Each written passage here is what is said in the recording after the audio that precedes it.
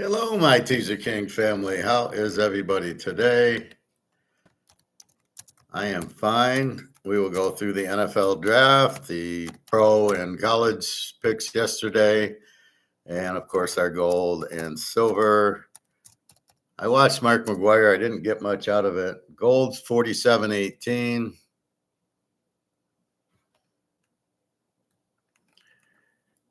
So it was in the 48s, then it dropped into the 46s, and now it's in the 47. Silver 75.70. And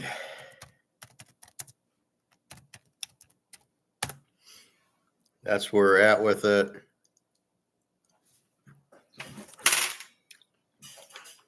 Oh. I had a hot day in NBA. Played 3 home dogs. All 3 home dogs won. Our lock, the Yankees over Boston, won. I think that was our lock. We had a 4-unit lock on the Cubbies. They won. And the Yankees was 3 units, and we won with those 2.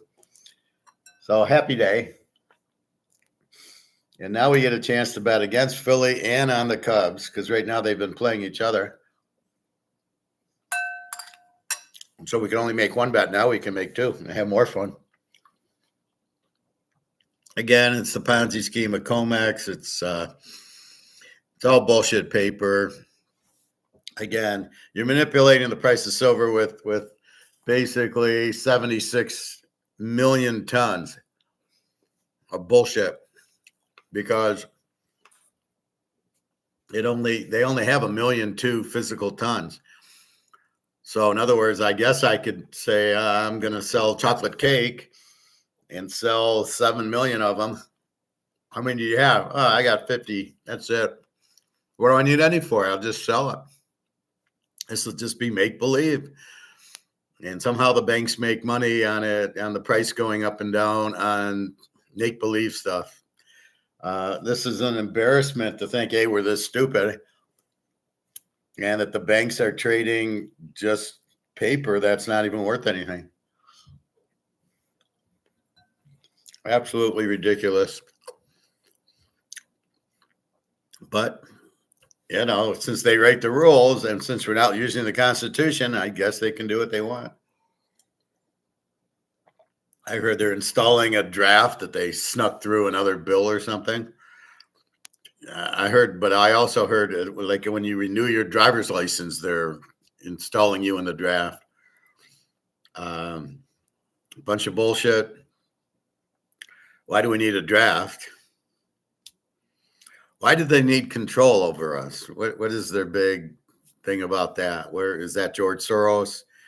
Like Hitler had control over everybody. Are they going to go to the concentration camps? Is that where we're headed with George Soros? Trump's an absolute idiot, but he's being blackmailed about this Epstein stuff. This Iran war or this Ukraine war with Russia is an absolute joke. This is what happens when you're run by idiots who are very selfish, only worried about themselves, trying to steal money by just printing it and stealing it. I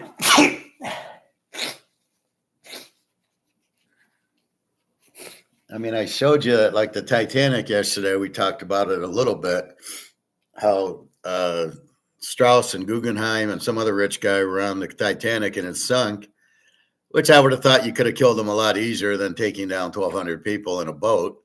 They wanted to get rid of the boat for insurance purposes because the other boat, the Olympic, had a lot of damage and they didn't get the insurance on it.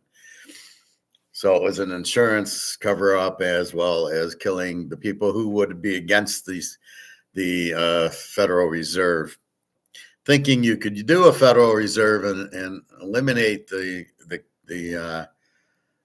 Constitution shows you how manipulative. If you have the fake money, and you can print it and buy people, which is why one of the reasons they don't like the gold standard. You just can't print money. You can only have if you have $1 trillion in gold, you can only have $1 trillion in dollars. So you can't go print another trillion and hand it out and get what you want. They're all like little 5-year-olds. I want chocolate. They jump up and down and start crying. That's your Congress. That's your the bankers. What a bunch of weenies. It's really a sad state. I mean, you think they'd want. I'm here trying to help people, right? You think that's what the government would do. You think they would try to help people. No, they just care about themselves. JP Morgan, the biggest crook. Let's create the Federal Reserve, and then we can print the money. What do you mean? There's in the Constitution, you can't have one, and nobody can print money. It's got to be. Can only use gold, and it's as much gold as you have. So what the fuck are they talking about? Yeah, we'll just ignore the Constitution and we'll create this Federal Reserve, and off we go. Yeah, I'm okay. So really, the government is it's a very corrupt system. I mean, when you write a rule book and you say only gold and you cannot have a central bank and you ignore all that, it just makes no sense. Well, then I thought we had a constitution that said that and we're ignoring that. What the fuck's going on? Anyway, that's what we got. And it's a shame. And then we try to be smart and get into gold and silver, and then we keep getting blocked by this bullshit. Anyway, 47.17 gold. It was 48. How it goes down, it should never go down because the dollar's worthless and it can't get better. And then gold, and then the demand shoots. So how does it go down? Only in a paper market can it go down. If you're in a physical market, this price would never go down because the demand is far outweighing the supply. And when you get the rest of the world needing gold, which is where you're at now, what are you going to do? So anyway, that's what's going on with that. So we know what's going on. I watched Mark McGuire. It was on yesterday. I think I might have mentioned it. So I watched it and I'm like, oh yeah, the COMEX is going to be destroyed, da, da, da, da. And there's less players. And I'm like, it's the same shit you've been telling us for 6 months. It's gone. There's no buyers. The casino chips, well, I don't know what the hell that means. He uses such stupid analogies that you're like, what the fuck? If you're going to talk in English. And so so I asked him, you can ask a question. So I said, when the fuck is COMEX going to go out? You keep saying it, but it doesn't disappear. What is the catalyst to get it out? And then I said to him, oh yeah, and by the way, it's not debasement, it's inflation. You're inflating the currency. You can't. Debasement is when you take the gold and silver out of the coins. There's no gold and silver in the monopoly money. So I told him that. I don't think he has the balls to play my question, but we'll see. Anyway, wow, silver just jumped up to 76.41. Wow.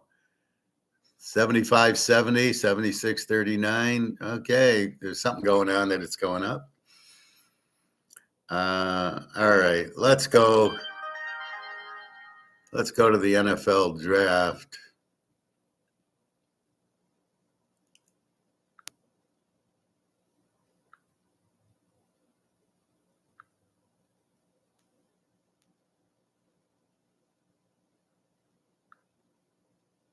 No.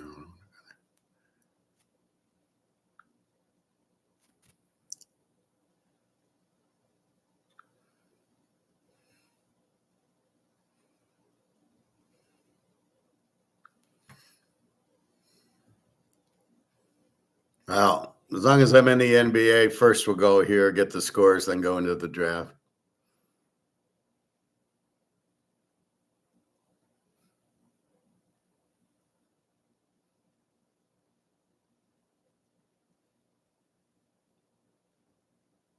So I must applaud myself. 3 for 3 yesterday. I start off with Atlanta plus 1.5 as a home dog, and they win 109-108. Toronto 126, Cleveland 104. I got Toronto plus 2.5 as a home dog, which I knew that was probably the best bet because they were at home. They were down 2-0. And then Minnesota kills Denver 113.96. We got Minnesota plus 2.5. So the secret is the home team in the NBA playoffs wins a lot. Let's say 75, 80%. So when you're tied in the series, so now we look at it. Atlanta leads the series 2-1. We're betting the Knicks next game. They really can't go down 3-1. We then have Cleveland leads the series 2-1. We're going to take Toronto again in game 4 because they got their confidence and they're at home and they have to win. They can't go down 3-1. As I said, they couldn't go down 3-0. And then here, Minnesota and Denver. Now Minnesota leads 2-1. I look for Denver to play them good because they can't go down 3-1. But it does show it shows all these teams are very live dogs right now. So we'll see what the next ones are. So 3-0 yesterday. It was a hard day, and I'm very proud of myself.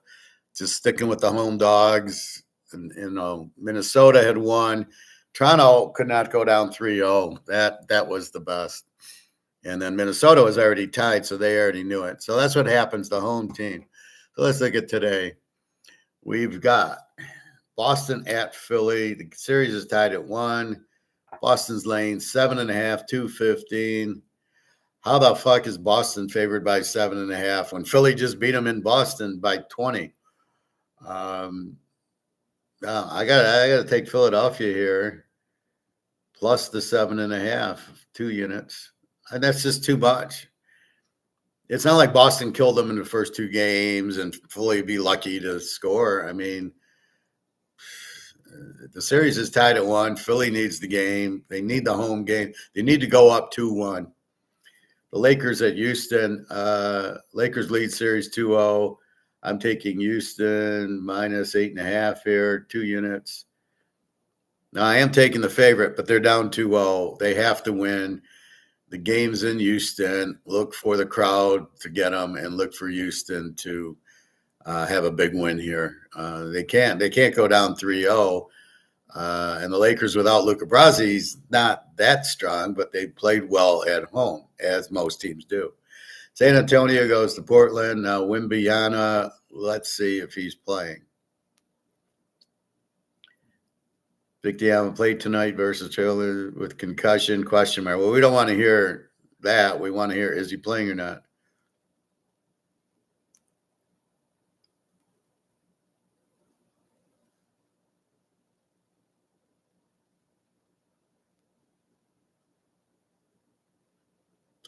Well, I'll read it, but it's one of these. Well, he was born in 1992 and he went to college. Get to the fucking point. I hate AI. That's why I warn you about these AI videos. They like have to set it because they get all it is a bunch of information they pulled. AI sucks. AI does not work. Neither does analytics. It doesn't work. It just gives you like poker hands. Well, 51% of the time, ace king beats pocket sixes. I was watching Daniel Negreanu one. That doesn't mean anything. Again, it's against whom and what's the situation. Yeah, we get that. Is he fucking playing? You'll have to, yeah. He's got a concussion.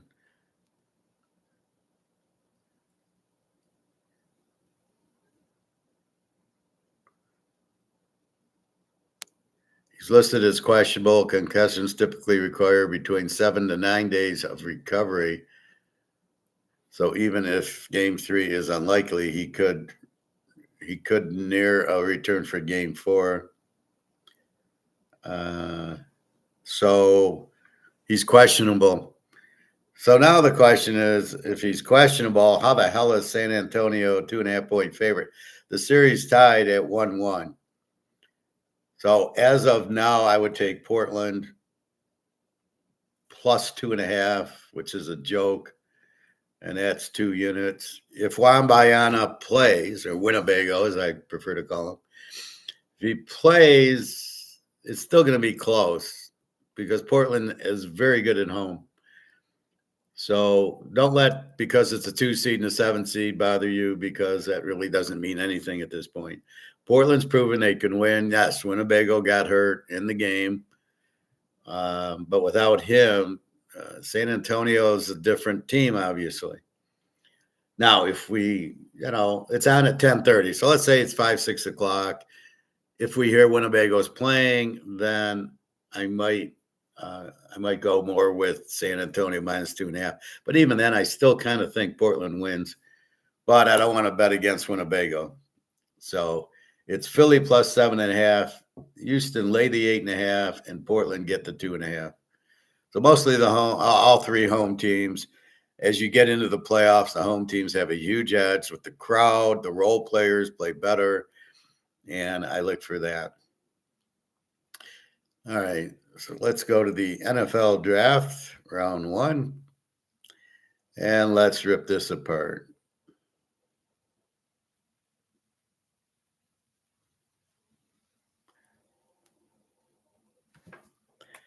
All right, full list of round 1 picks. We start with Oakland gets Mendoza. Terrible pick. He's a good quarterback in like the 3rd or 4th round. He's not a first pick, especially with Ruben Bain out there. This isn't going to help him. Are they going to even start him? Maybe after game 6 or 7. That's why you got Kirk Cousins. Kirk Cousins can't teach anybody how to quarterback. He doesn't know. So I would have went with the defensive line. You don't even know if Max Crosby's playing. He's hurt with his knee. He couldn't pass the Baltimore physical. What makes you think he's going to pass the Oakland physical? And he'll just run out and play like nothing happened. So you need help there, but we'll see. But he's not a number 1 pick. Certainly wasn't the best quarterback, and I didn't see Tagovailoa, I don't believe. The Jets take Bailey from Texas Tech. Very good pick. That's the guy the Oakland should have taken. Arizona, Jeremiah Love from Notre Dame. Terrible pick. He's not even – now, I don't know if Jenkins from Miami is in the draft. We assume – we'll take a look. But Jeremiah Love's not that good unless they play Army and Navy in the pros. But against Miami, 10 carries, 30 yards. Didn't show up. Ruben Bain and that Miami defense killed him. Well, what is he going to get in the NFL? He's on Arizona. Okay, against Seattle, are you going to bet him? Okay, you play your prop guys. Okay. Jeremiah Love, 40 yards against the Seattle defense. You going over or under? I'd go under. He ain't going to get 40 yards against that defense. Oh, how about the Ram defense? Nah. The Niner defense? I don't think so. So what was the point of wasting a number 3 pick? You could have had Ruben Bain. That's what I told you about Brock Bowers, right? I kept saying, how did San Diego let him go for a guard? And then here's Brock Bowers now, all-pro at Oakland with 120 catches a year. And I said, there's only a Brock Bowers every 10 years you get a guy like that. Well, here you go. You got Ruben Bain. Is the same. He's a guy who comes around, Reggie White. Every 10 years you get a Ruben Bain, and you're drafting a running back who is not going to get you 30 yards against Seattle, Frisco, or the Rams. I'm sure Frisco will retool their defense, and the Rams also. And I don't get it. Tennessee, Cardinal Tate, wide receiver, Ohio State. Yeah, you need defense and you need a quarterback. Oh, well, we'll waste the number 1 pick on Ward. And now we can waste the number 4 pick on Cardinal Tate, who wasn't even the best receiver on Ohio State. That was Jeremiah Smith. What the fuck are you doing? Well, he's an Ohio State receiver, so they're all good. Oh, really? And then we'll, now we got a receiver for Ward. You could have got a receiver from Florida State or Texas Tech or Baylor or, TCU, that would be better than this guy in the third or fourth round. Big, terrible mistake. You don't take receivers in the top 15, and it's just a joke. And you don't win with receivers. You win with the line, a good quarterback, a Mahomes, a Burrow, and a good, and a good running back like Kenneth Walker. If you have look at Darnold this year is going to be in big trouble without Walker, because we know how he is when the pressure's on. And he did win the Super Bowl. Kenneth Walker won it.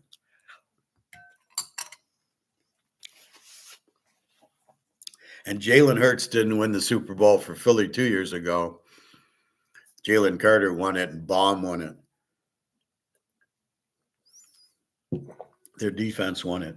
All right, the New York Giants, Averill Reese, edge, Ohio State. Again, you could have had Reuben Bain, big mistake. Averill Reese, I'm watching the Miami-Ohio State game now. I got to watch Ohio State, Michigan, and Ohio State, Miami, and then I can come back to you on all these Ohio State guys they took.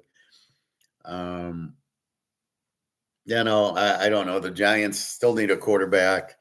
Hopefully, Scatterboot can come back. They need a receiver because how good is the guy from LSU? But okay, I don't mind an edge rusher. Although you just let one go to Kansas City, I guess. Or where did he got traded to Cincinnati? I'm sorry. Kansas City, Mansour Delane, quarterback from LSU. Great pick. You've got Mahomes, and Kelsey's on his way out. You got some receivers, and now you got Kenneth Walker. So the only other move here would have been a defensive end, which I think they get later in the draft.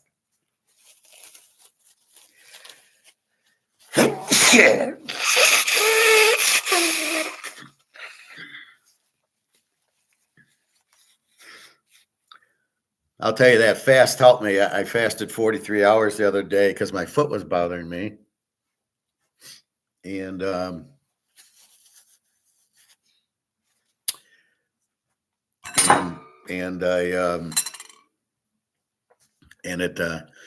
now I'm not as hungry, and I've gotten off my chocolate, and I was at Walmart, and I could get my dark chocolate there for a couple dollars cheaper than it is at the others. And I said, no, I'm not going to get that chocolate and get that sweet tooth again. Even though I have the dark chocolate, when I run out of it, I then go to regular chocolate, cookies or ice cream. And I'm like, no, let's skip all that. I look a lot thinner to myself anyway. And again, pool will open back on Monday. So I've been walking, but I would prefer that. I might go walk the lake today. It's always fun. All right. So good pick. KC they traded their defensive back. I can't remember his name. It'll come to me. McDuffie. They traded McDuffie, so they had to replace him. So that's what you do when you got when you have a Mahomes and you got to pay him the money and you got a salary cap. And then McDuffie probably wants $30 million a year, and you say fuck off, and you trade him, and now you pay this guy peanuts because he's a rookie. But good pick. He's very good. These cornerbacks from LSU are always much better than the Alabama guys. Washington, Sonny Styles, linebacker, Ohio State. Doesn't make sense. Yeah, they need defense. I don't know if I would have went after Sonny Styles. I think as I was going through the stats with you the other day, a lot of the linebackers made all this. I think Indiana has some. Miami had some. Ohio State, Utah, BYU, and TCU. So I might have grabbed a guy from TCU over this guy, but still, okay, it helps as a linebacker, but I need defensive linemen. New Orleans, Jordan Tyson, wide receiver, Arizona State. They need defense. I was surprised by this. I don't think he's that good, but they do need some receiver help, I guess, for Tyler Shaw, if he's that good. But again, you got Olave there. I don't think I'd have wasted the first round pick with this receiver. Cleveland Browns, Z Spencer Fano, offensive tackle, Utah. Well, as much as I like the Utah guys, you don't waste a first round pick with an offensive tackle. You just don't. For Cleveland, they need a quarterback. They need probably a running back. Um, Felcher from Miami, or Flesher, I would have taken here. Uh, Wasted pick, basically. The Giants, Francis Mayuga, offensive tackle, Miami. Again, they do need offensive line. He's a pretty good one. Again, I hate to waste a first round pick with an offensive lineman. Dallas, Caleb Downs, safety from Ohio State, a good tackler. Ohio State needs this. This is kind of a good fit. Again, I maybe would have went to Texas Tech and started getting their players, or Miami versus this. Miami, Caden Proctor, offensive tackle, Alabama. That's a Z. First of all, Alabama did not have a great line, and to waste again a first round pick, Miami, you need defense. So what are you doing? And the reason I'm saying this is it's so loaded with the Texas Tech, Miami, Ohio State, um, defensive play, Indiana defensive players. You're wasting it on a fucking offensive tackle from Alabama. Really? You're that stupid? Keep in mind, in the third and fourth round, you can get guys just as good as this guy from Michigan, Ohio State, Notre Dame. You know, they all. If you're an offensive lineman that starts there, you can play. All right, the Rams. I don't understand. Is this guy on drugs? Ty Simpson, quarterback, Alabama. You already have Stenson Benson, who is very good out of Georgia, backing up Stafford. What are you doing with this guy? This guy stinks. He's terrible. He did nothing. You know, he had a good game against Georgia 2 years ago. I don't even think that. I think that was Melrose. Not very good.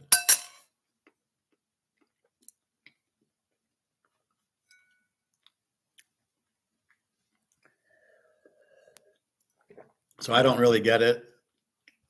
Possibly the stupidest pick in the draft. Like Ty Simpson wouldn't be around the fourth round.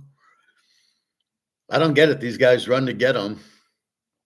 And you already have Stenson Benson. What are you doing? Huge mistake there. He's not that good. I mean, he didn't do anything in college. Mendoza's maybe a little bit better than him, but he's no Daggio Pava. I could see taking Daggio there, but not Ty Simpson. Baltimore Ravens. Ione, guard from Penn State, terrible pick. Baltimore needs defense. Again, I don't know who's their coach. Tampa Bay. This is the best pick in the draft. This is a steal. Ruben Bain with the 15th pick. What a steal. Great move by Tampa. All these other teams drafting offensive tackles, which is the stupidest pick. This should have been a Miami pick. This should have been a Rams pick. What are you guys thinking? To Ruben Bain, 1 in 10, every 10 years, a Ruben Bain pops up and he goes to Tampa. Just great draft. The JETSs, Kenyon Sadak, tight end from Oregon. I don't understand this. Very curious, very bad pick. But that's the Jets for you. The Lions, the idiots, Blake Miller, offensive tackle, Clemson. Oh, all of a sudden Clemson's got a good team?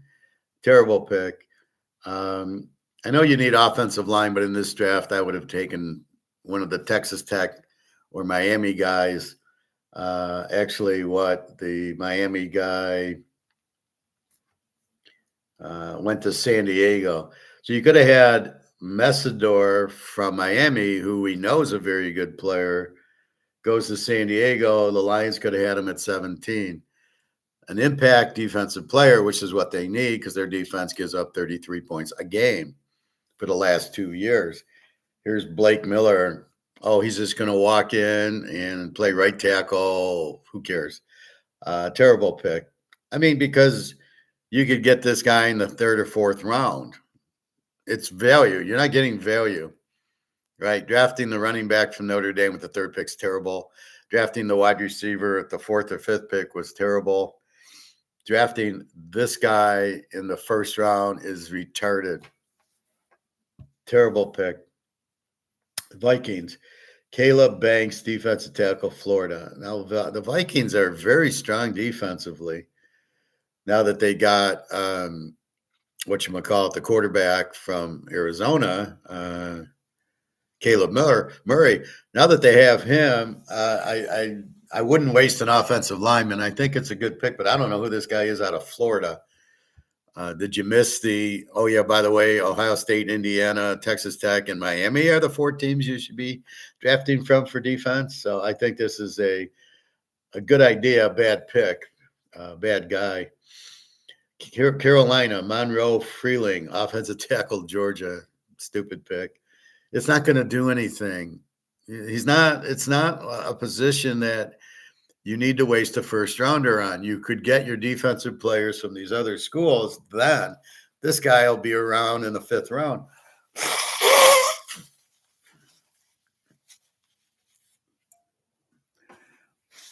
Either him or guys like him. And you can't tell me, yeah, the Smith, the guy from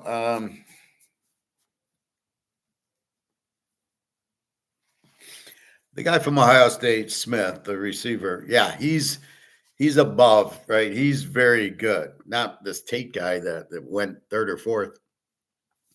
He's much better than the rest. You can see that, right? It's hard to cover that guy. And that's okay. Somebody like that is what you want in the first round. But he's got to be that skilled. And the guy they got from Ohio State, Tate, isn't. And then you got these guys here. What are you doing taking this guy? So this is a terrible pick. The defenses from Texas Tech, Miami, Ohio State, Indiana are what you need now because they won't be there long. And it's like Philadelphia won the Super Bowl. They had 6 Georgia guys. Georgia doesn't, this offensive tackle from Georgia wasn't anything last year. So I disagree with this one. Philadelphia, Mikhail Lemon, wide receiver, USC. To me, they're going to get rid of A.J. Brown, and here they replaced him. It's a lot cheaper for them. But I don't know why, unless they traded him during the draft. I don't get this pick. Again, I don't think he's that good. So we'll see. Pittsburgh, Max Einakor, offensive tackle, Arizona State, another terrible pick. Pittsburgh needed defense if Aaron Rodgers comes back. Okay, maybe you need an offensive tackle, but not this guy in the first round. Arizona State, they were nothing. San Diego, Akeem Mesidor, Miami, great pick. Finally, a good pick from Harbaugh after he blew the Brock Bowers pick. I don't know. It's good, but yeah, he'll be good on that. I think that's a good pick, but they need so much more. San Diego, Dallas, Malaki Lawrence, edge from UCF. What are you doing? Who's this guy? UCF did not have let's look at UCF. I love looking at the defense.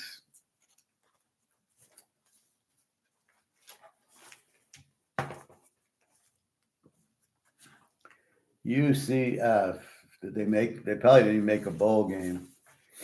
Let's go here.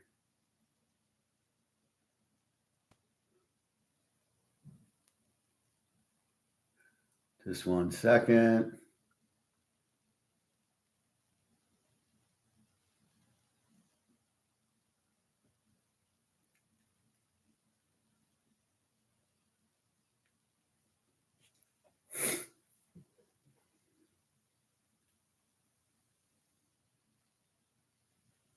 They were a 21 defense.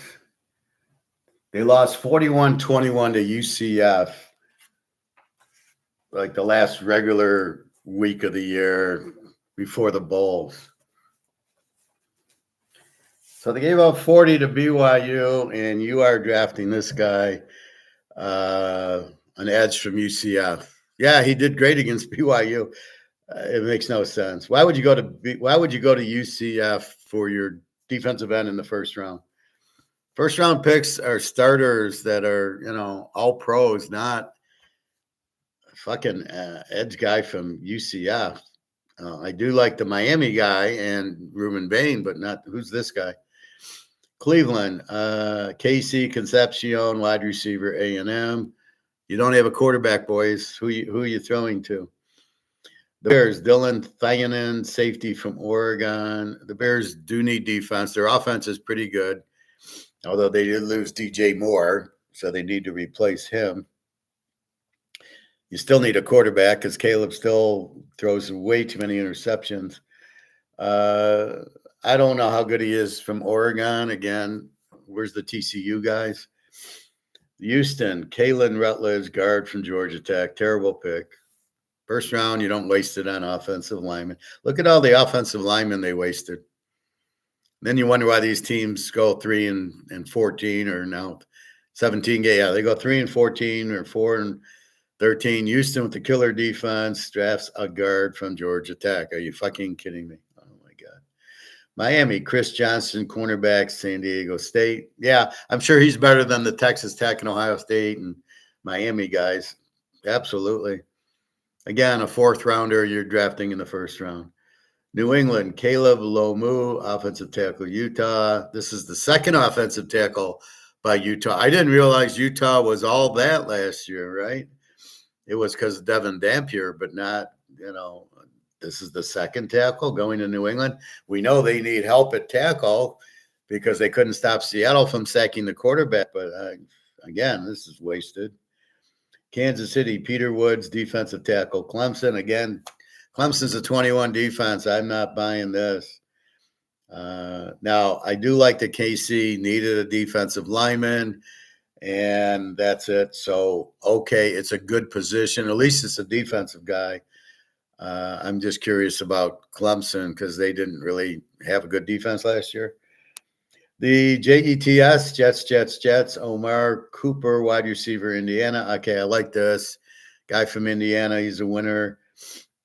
I don't know if he was their best receiver, but maybe the others didn't come out in the draft, but good pick. So their first pick was good, and this guy was good. They'll still go 2-15 because they still don't have a coach, but whatever. Tennessee, Keldrick Falk, edge from Auburn. Tennessee they still need a quarterback. That hasn't gone away.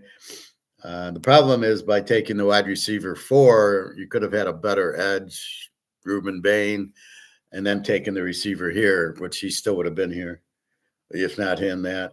And this one, I'm really scratching my head at. Seattle takes Jadarian Price, the backup to Love from Notre Dame in the first round. I know you need a runner because you let Kenneth Walker go. Are you out of your fucking minds? This guy is the backup. This guy will be nothing. Oh my God. And Fletcher. Now let's check. So that's the draft. Let's check.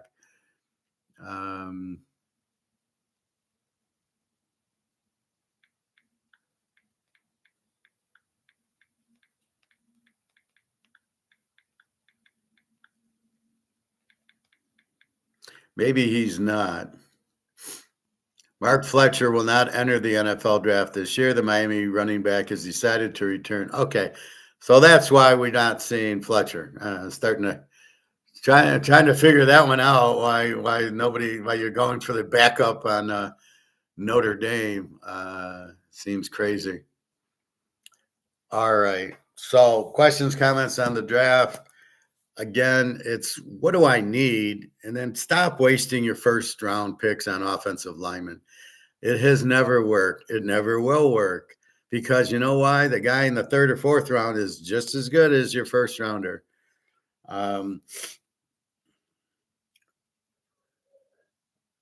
We remember the Dallas Cowboys and Jimmy Johnson in the 90s, and they had Nate Newton and they had Larry Allen and those guys. They weren't even drafted. When you looked at when they drafted them, they were mostly free agents, but Jimmy Johnson knew talent. I don't recall. The only time is the guy from Ohio State who went to the Rams when they were in St. Louis. They had that big left tackle. with Kurt Warner. I can't remember his name. And even that, it took 5 years for them to be any good.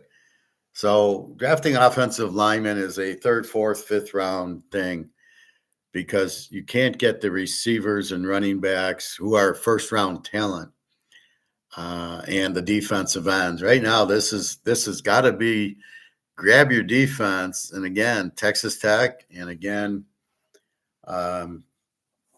you've drafted a lot of Ohio State, but not defensive line. And then you've drafted, and I'm not Terrell. I'm watching the Miami game. I watched the first quarter. Ohio State's defense didn't show up. Miami was easily Carson Beck looked like an All-Pro against them, and that's it. But yeah, I'm not really smelling what they're cooking with these Ohio State guys so high up. I think that's a big mistake. And again, that's analytics. Let's go through baseball, and then we'll get into some of this other stuff like analytics and crap like that. We start off.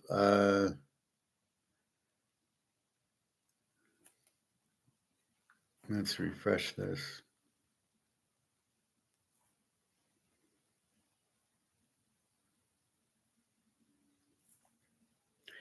All right. Atlanta 7, Washington 2. We didn't bet that game, but good to see Atlanta win. Detroit 5, Milwaukee 4 with the crybaby on the mound, Skubal. The Tigers minus 224 get lucky and get a home run in the 8th inning and a home run in the 9th inning to win the game 5-4 after Skubal lets off 4 runs. Let's look at his line. Did he go 6 innings? I'm not sure he did.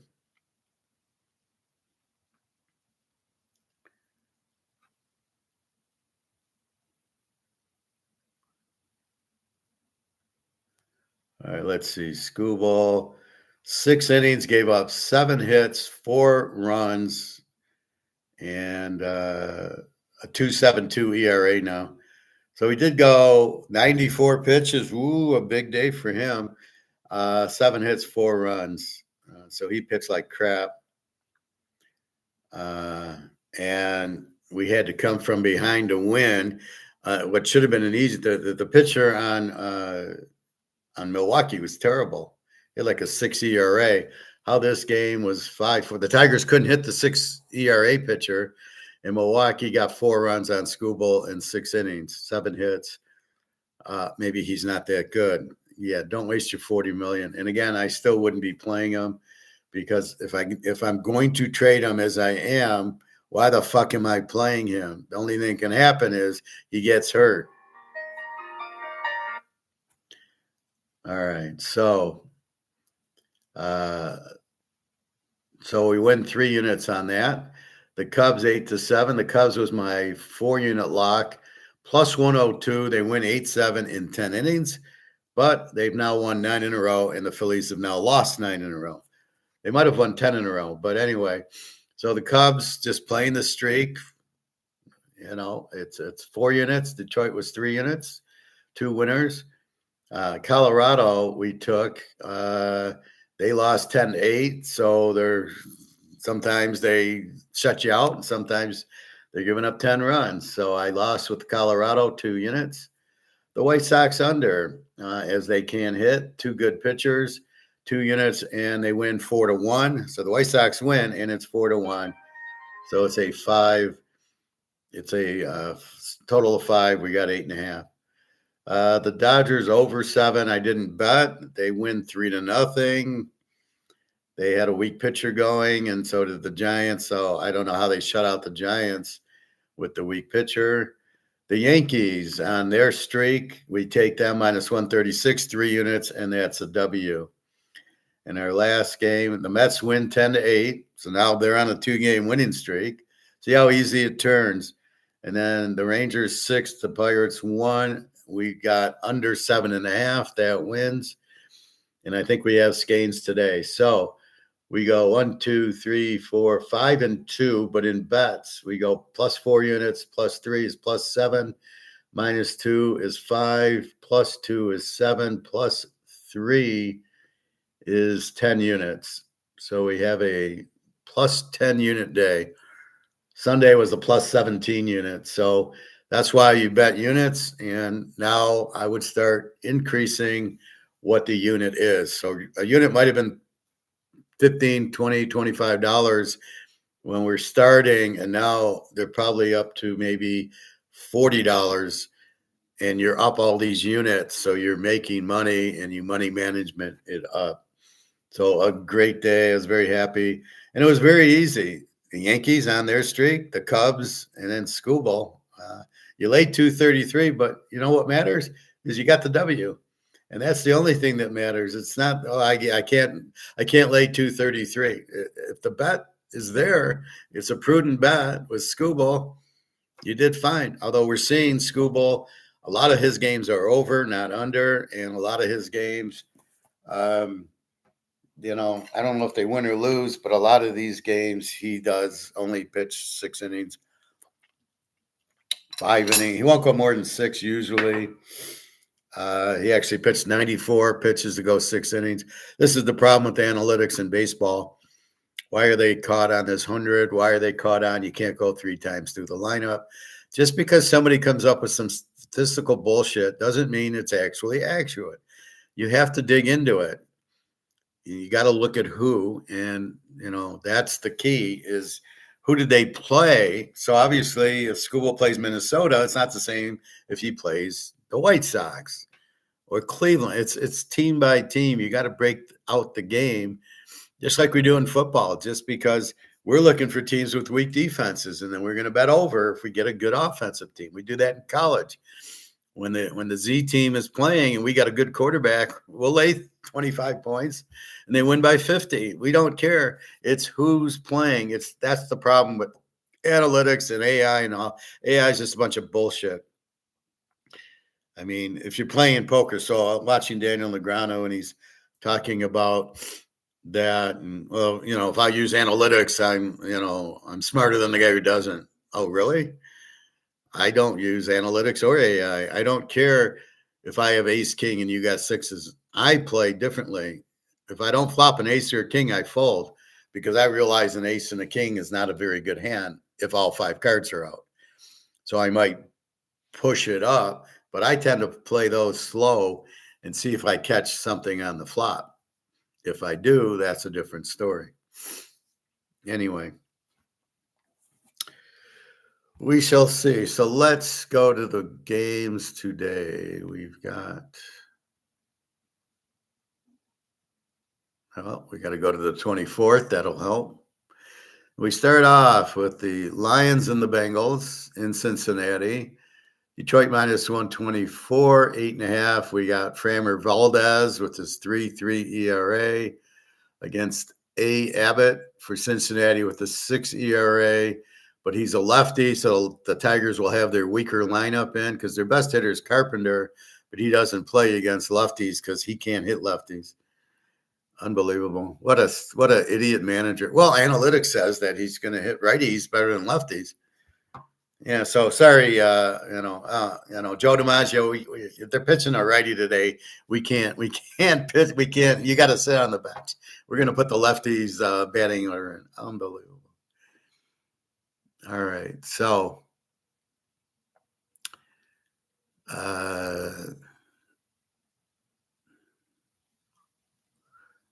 let's see what we got. So Valdez.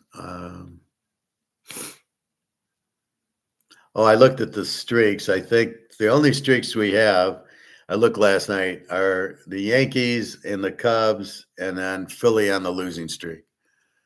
So Detroit, I don't trust them to go over. They can't hit. Abbott stinks. I can't trust Valdez.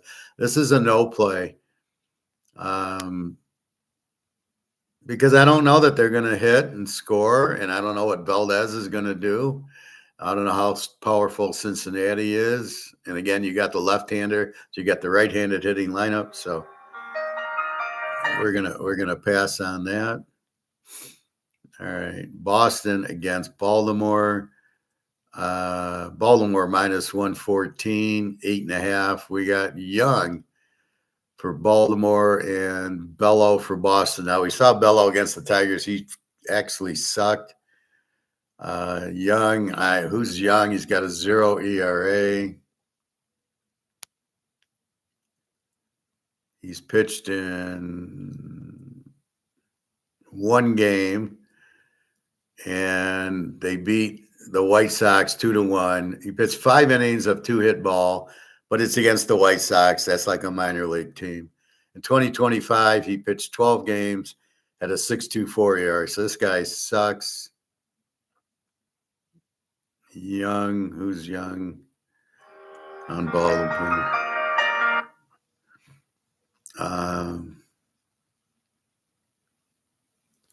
So Young on Baltimore.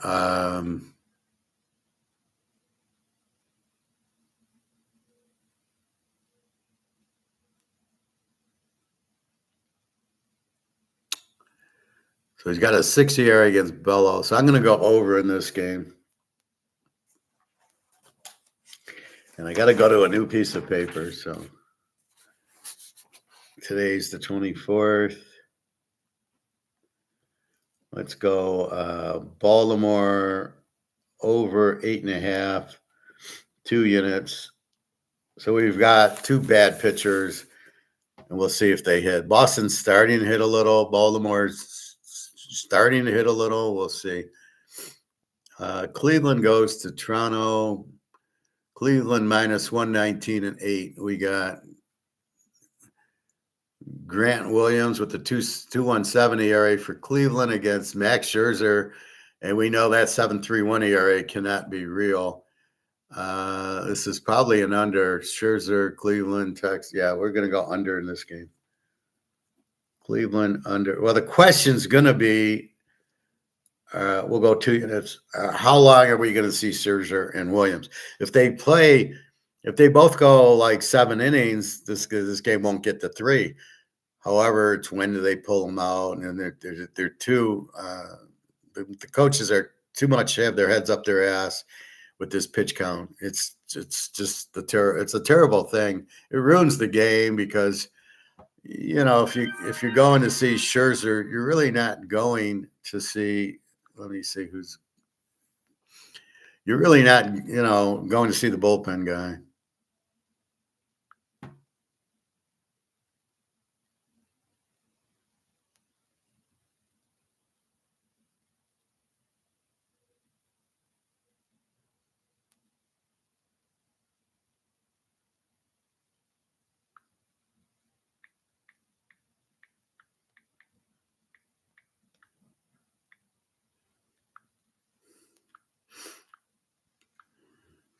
All right. So again, we're expecting to see 7 innings of both pitchers, but what we're getting is 4 or 5 innings of the pitcher and then the bullpen, because these managers are the dumbest people in the world. They really are not qualified to manage a team, because you have to look at you're trying to win, I think, but if you just rely on analytics or AI, whatever the fuck you're looking at, then you're not managing. If I relied on analytics to pick these games, I'd be an idiot. I'd be the dumbest person in the world. You can't do that. You have to pick it based on like feel and opinion and like streaks. Is the AI going to give you streaks? Does it know to give you streaks? Colorado in the Mets. The Mets minus 211. They are now on a 2-game win streak. Colorado, Lorenzen with an 8-1-0 against Peralta with a 4-1-5. I'm going to take the Mets here. They had their big losing streak. Now they're playing well. Colorado, Lorenzen with an 8.10 ERA. We're going to take the Mets minus 211 and 2 units. I know we're taking the Yankees. We're betting against Philly, and we're taking the Cubbies. So those 3 are locked in. When we get to a Minnesota, Tampa minus 126, 7.5. T. Bradley minus 167. Rasmussen 284. This looks like an under. I'm going to leave it alone, but I'm just going to write down under, but I'm not betting it. It is too much vagueness in these 2 teams to know if they're going to score a lot or not. Tampa doesn't score much. All right, here we go. Our first lock, Atlanta minus 138, 9.5. Painter for Philadelphia, 544 against Greg Maddox going for Atlanta. G Holmes with the 346. Philly on a 9-game losing streak. We're taking Atlanta minus 138. We're going to go 3 units on that. Atlanta's playing well, and Philly might not win again the rest of the year. It's just this game's in Atlanta. I like Atlanta. I think the spread's low. Painter with a 5.54 ERA. This line doesn't make any sense. Washington goes to the White Sox. The White Sox minus 124, 9.5. Poulan for Washington. And Hudson for the White Sox, another 0-0-0 guy who game logs. He's a reliever. Okay.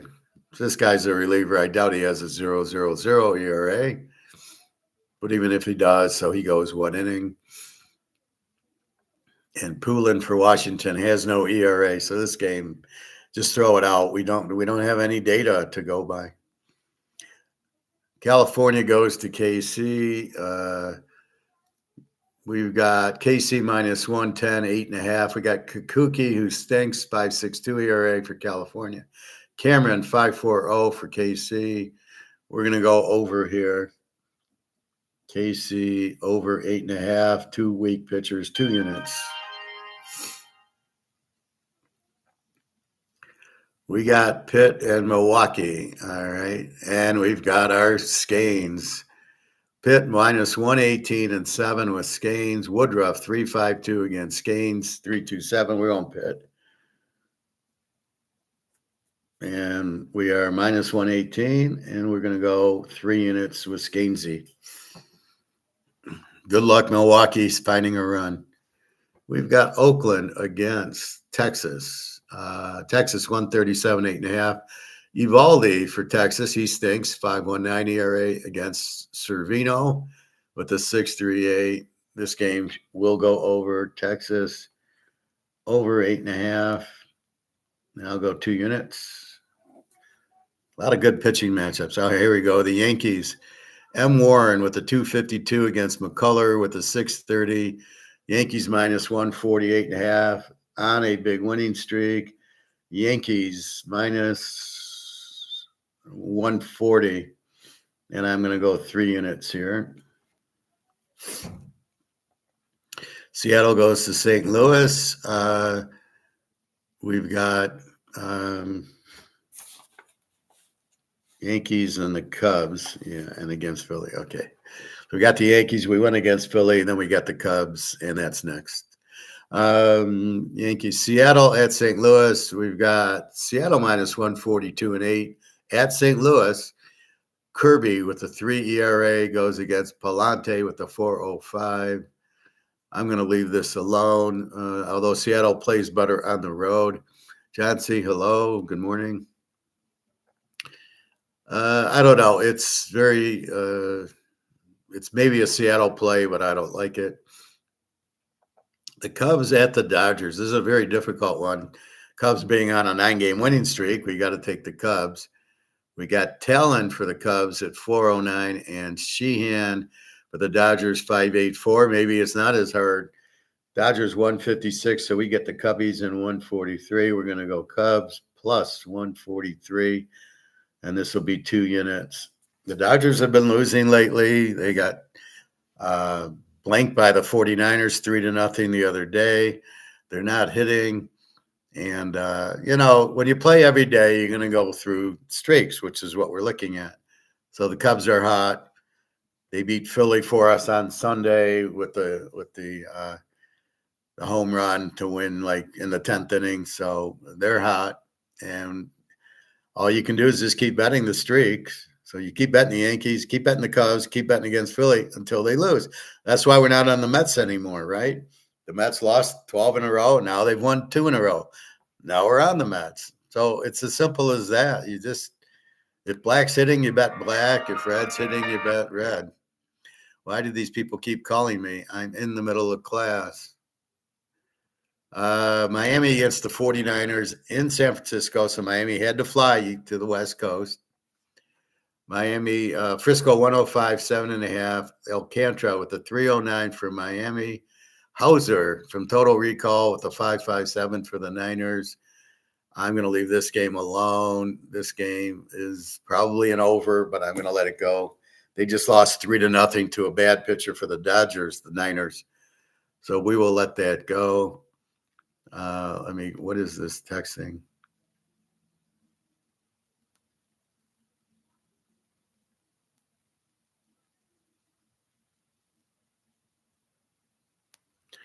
Just a second. Let me look at an email. Apologies.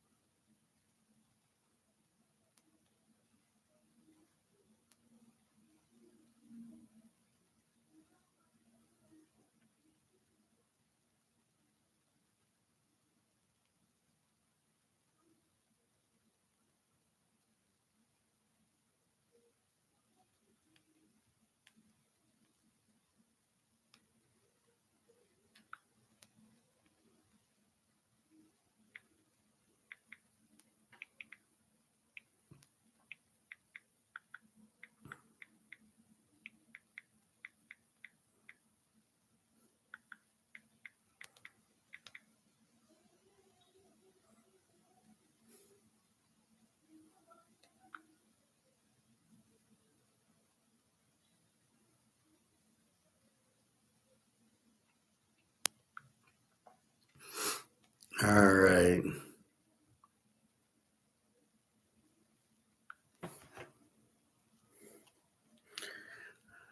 So I know I looked at the streaks last night. Let's just confirm them because it was like 11:30 or so.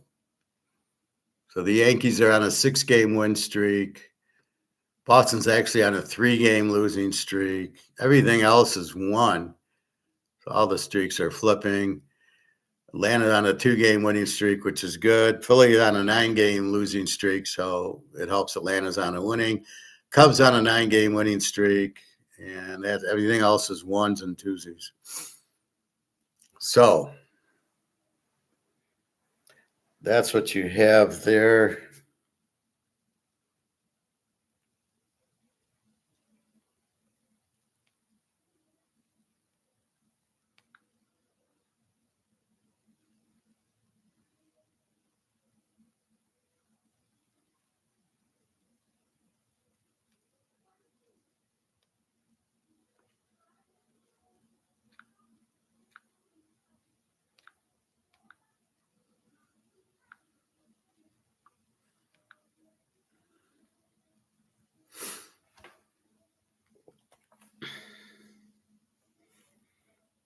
So again, Mark McGuire puts up rest in peace Comax, but it's very unclear.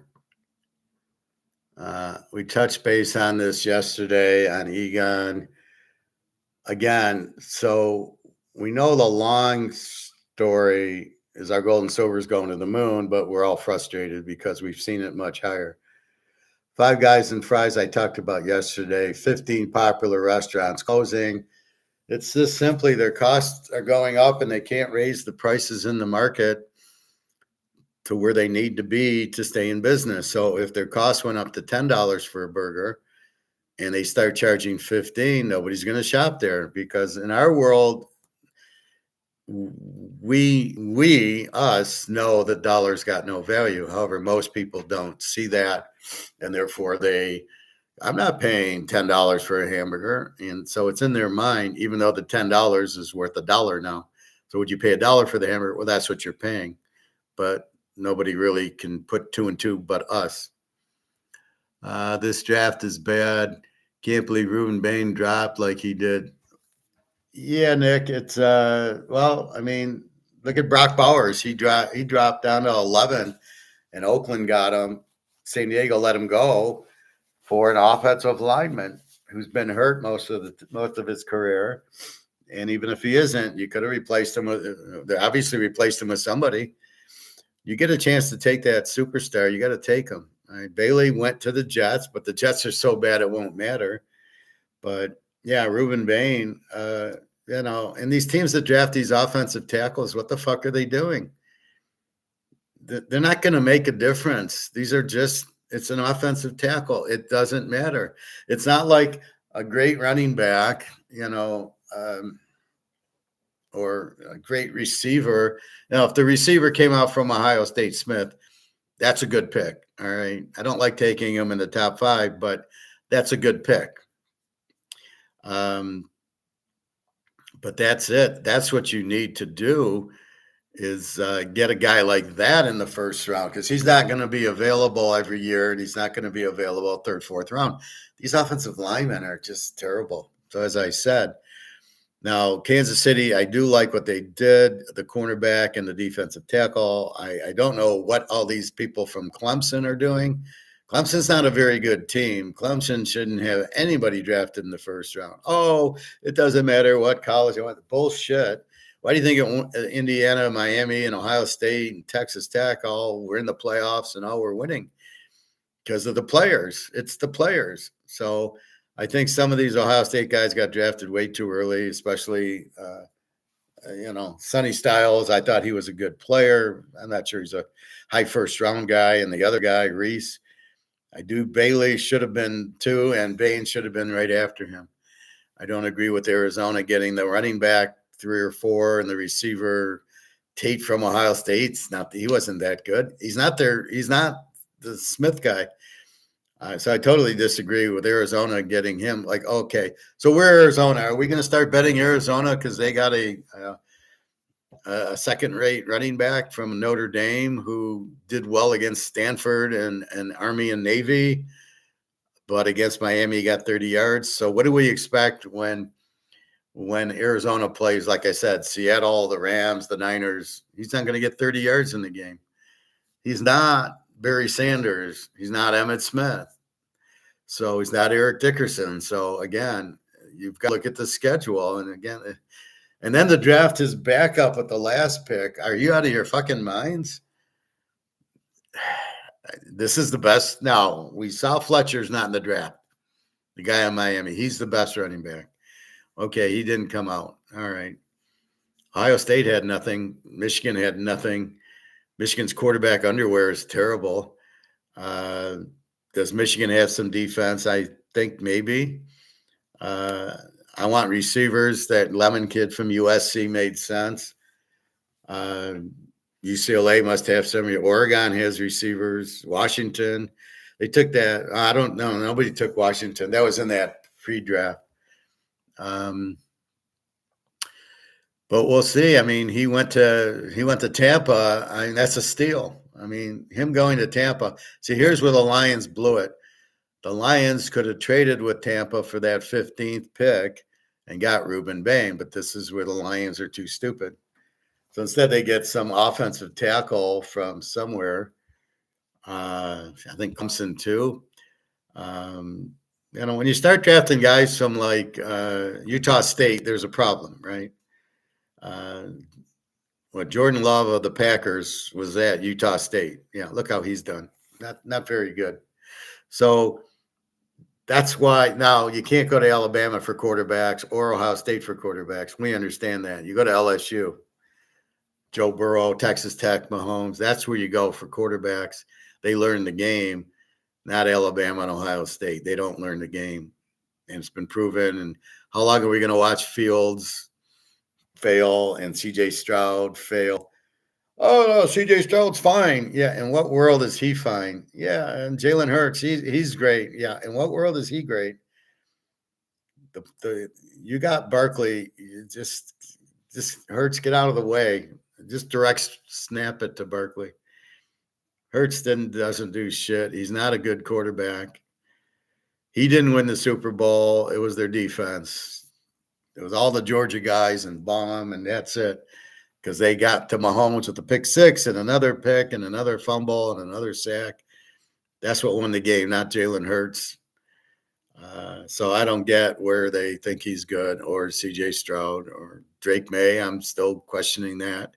We saw the real Drake May against Seattle, and it wasn't a pretty sight. So again, it's all about who they play. The league's so bad now. There just isn't enough players in the league to go through that. Anyway, so let's see. What do we got? Mark McGwire. We'll play a little Mark McGwire. Now, this was on yesterday. So he's starting to get, instead of doing it Wednesday for Friday, I don't know why he just doesn't do it live like I do. So he wants to edit and all this shit. But anyway, let's see what Mark has to say. Hey, if you're a homeowner who's thinking about selling, don't do anything until you watch this movie. Shut the fuck. Is the only alternative sufficiently liquid, non-dollar denominated, high-quality liquid asset that can be collateralized. They now have to keep printing or we crash. We've got this ticking time bomb. Talking gold with the one and only Andrew McGwire. Yeah, thanks, Shane. And of course, thanks for all the questions, guys. You're welcome, Mark. Obviously, it's some pretty volatile stuff going on here. So I really want to draw some attention to what's really going on and why, under this sort of smoke and mirrors world of the paper to physical market, that we actually do have some real good evidence that the COMEX is on its last gasp. Now, it's hard to imagine because we've seen a lot of volatility. But okay, so what does that mean? He's been saying that for a year. I've been saying it because I know it's broke because they don't have the silver. You've got, like I keep saying, you got 1,000,002 tons of silver in the world, not available, but that's what they pulled out of the ground, and they're doing paper for 76 million. Where's the other 75 million tons of silver? Where the fuck is that? How can they just sell something they don't have? This is absolutely criminal. This makes Madoff look like a Boy Scout, what they're doing. How do they get away with it? Because JP Morgan runs the government and he runs it, and they're not going to arrest themselves. So this is such bullshit. Now, part of this is a buying. COMEX is a buying thing. They keep the price down, so it's a good buying opportunity. And after you've bought, now we want the price to go up, and we're frustrated. Like, why is silver not at 500 now, where it should be, or 1,000? What do you mean it's at 75? It's under. How can it be under 100? Because of the 1,000,002, I doubt there's more than 100,000. There's probably 1,000,001 already gone. Right? China, Russia, India, Dubai, and those places, Brazil, all the BRICS countries have been buying the shit out of it. I can't, and they, and it's been so cheap that I'm, China probably has, if they have 80,000 tons of gold, they probably have, let's say, 80,000 tons of silver. And there's a lot, there are 200,000 tons of gold, 1,000,002 of silver. So a little bit more silver. That's where they get the 10-to-1 ratio, although it looks like it's a 6-to-1 ratio. So gold at 6,000, silver should be 1,000 because it's 6-to-1. But what do you mean 76 million tons of paper? What the fuck is that? So how can that be going on? And now when Mark McGwire talks, it's like, well, it should be coming to an end. We've been saying that for a year. I've been saying it for longer because I know it's bullshit, but apparently they're allowed to do bullshit. And that's the problem. All right. Let's see what Mark says. This kind of volatility, thin markets, wide spreads, it provides the perfect fuel for the COMEX markets, especially as most people are sitting on the sidelines. Naturally, look, you're sitting on the sidelines, and there's just such volatility. So understandably and exacerbated by the extreme war tweet fueled bingo, because essentially you don't know what's coming up, this kind of volatility. Now, I've fielded so many questions on the longevity of this COMEX paper market influence on the price setting process, naturally. So to answer these relevant questions and to draw from the COMEX's own published data, we're going to see that under this extreme volatility, which undoubtedly favors the cash settle markets, we are witnessing the final stages of really the gold and silver markets irreversibly moving from weak hands into strong physical hands. Now, to address this, I'm going to start this week's episode by looking at the latest COMEX generated COT reports. Now, as you can probably see here, not because they reveal any useful microdata, but because when connected the dots from the open interest highs of 800,000 contracts in 2020 into a cliff fall exit of this open interest into current 367,000 contract levels, that's a one-way exit of 1,400 tons of physical and 100% one leverage gold, which actually really is more like 140,000 tons of dilutive paper leverage. That's never going to return. Now, in silver, we see an exit of 18,500 tons, which, as CPM stated some while ago, they said, yeah, 500 to 1 for silver, so what? Well, at 500 to 1, that actually evidences an exit of 9.3 thousand tons. Yes, that number, 3,000 tons of dilutive open interest, seeking actually a safe haven refuge. People are one out of this mayhem, which is, we're going to see really how it's generated. Now, these smoke and mirrors COT reports do provide us a window into the degree that the LBMA CME price settling benchmarks are becoming irrelevant. And with the LBMA dependent on being able to cash settle foreign exchange gold and silver into its collusive COMEX partnership, we're witnessing the LBMA's last gasp as a global price setting hub. So let's dig in. Long-term subscribers will know why we mistrust this deliberately delayed official weekly reported COT data. We're going to look at it in a second.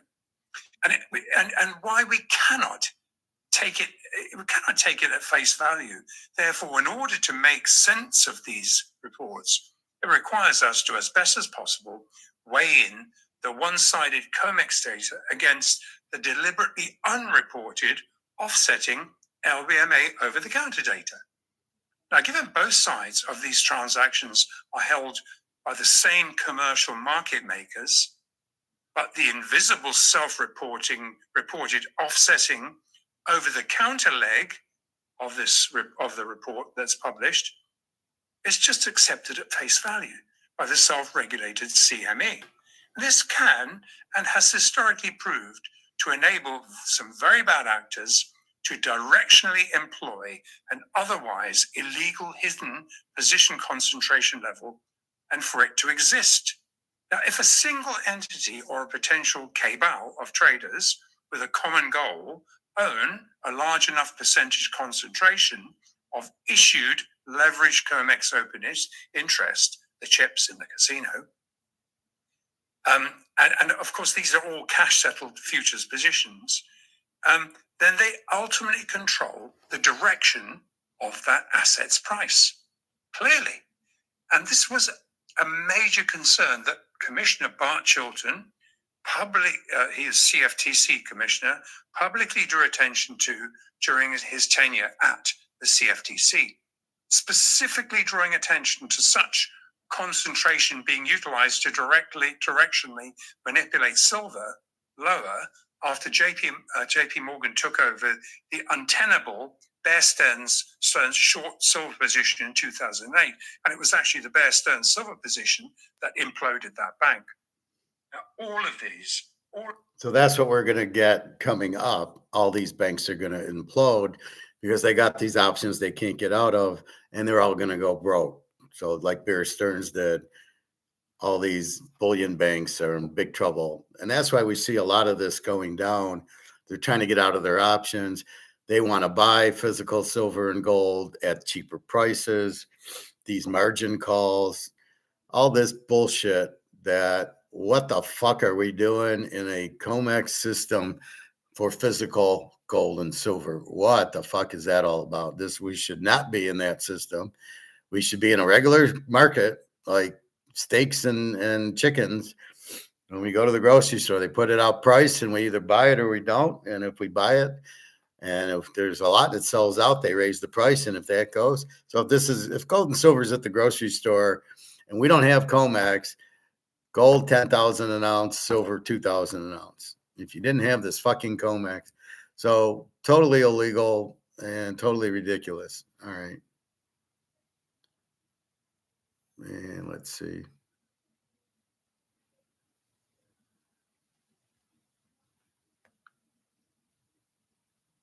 That the tweet-driven action is 100% COMEX-driven. The timing that the tweet-driven act, very bad actors to directionally employ an otherwise illegal hidden position concentration level and for it to exist. Now, if a single entity or a potential cabal of traders with a common goal own a large enough percentage concentration of issued leveraged COMEX open interest, the chips in the casino, and of course these are all cash settled futures positions, then they ultimately control the direction of that asset's price, clearly.